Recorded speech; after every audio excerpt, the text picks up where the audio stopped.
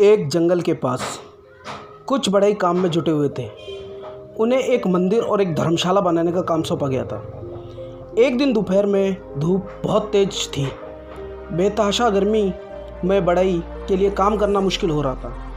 एक बढ़ई बोला, मुझसे तो ये गर्मी बर्दाश्त नहीं हो रही, इसलिए मैं भोजन करने के लिए गांव जा रहा हूँ। भोजन करने के बाद मैं थोड़ी देर आराम करूँगा। तुम लोग मेरे साथ चलना चाहो तो आ सकते हो। काम करते हुए सभी बढ़ई थक चुके थे, इसलिए उन सभी ने अपने साथी की बात मान ली। एक बढ़ई ने कहा, भूख तो मुझे भी लगी है, लेकिन 2 मिनट ज़रा रुको। इस लकड़े को चीरने में मुझे बहुत समय लगा है। मुझे इसकी कटी हुई जगह में एक लकड़ी फंसा लेने दो, जिससे ये दोबारा बंद ना हो जाए। यह कहते हुए उस बढ़ई ने लकड़े के चिरे हुए सिरों के बीच एक लकड़ी का छोटा टुकड़ा फंसा दिया। फिर सभी बढ़ई भोजन करने के लिए गांव चले गए। थोड़ी ही देर में बंदरों का एक झुंड उसी जगह पर आ पहुंचा जहां बढ़ई अपने औजार आदि छोड़ गए हुए थे। वहां पहुंचते ही बंदरों ने खुराफात शुरू कर दी। कई बंदर वहां रखे लकड़ों पर उलझने लगे तो कुछ लकड़ी के छोटे छोटे टुकड़े उठाकर इधर उधर खेलने लगे। एक बंदर ने वहां रखा हुआ औजारों का बोरा पलट दिया, जिसमें सारे औजार ज़मीन पर बिखर गए। एक बंदर कुल्हाड़ा उठाकर एक लकड़े पर मारने लगा।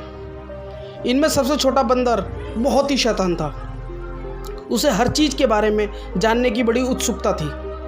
उसकी निगाह उस लकड़े पर पड़ी जो एक सिरे से चिरा हुआ था और उस चिरे हुए भाग में एक लकड़ी फंसी हुई थी। वह उस लकड़े के पास पहुंचा और बड़े ध्यान से उसे देखने लगा।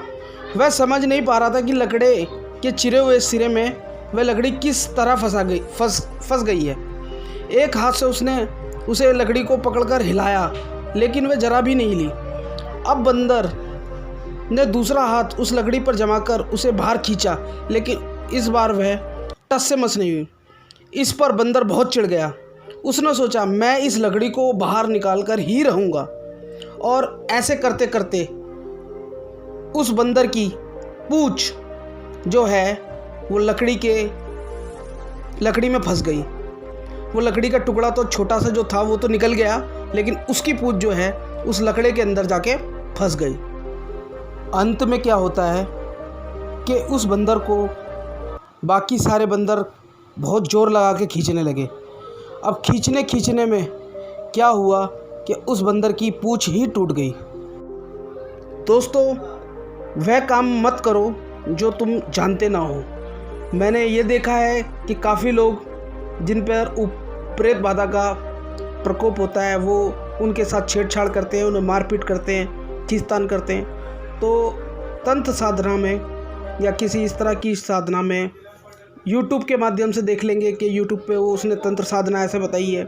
ये सारी शिक्षाएं जो है गुरु परंपरा के द्वारा ही चलती हैं। तो कहने का तात्पर्य ये है, अगर आपको किसी चीज़ की नॉलेज ना हो तो आप वो काम मत करना। और अगर आप बाबा रतिराम बाबा की सेवा जो हमारे दरबार द्वारा लोगों को मिलती है, सेवा लेने में इच्छुक हैं, तो आप नीचे दिए गए डिस्क्रिप्शन पे संपर्क कर सकते हैं। धन्यवाद। जय बाबा रतिराम।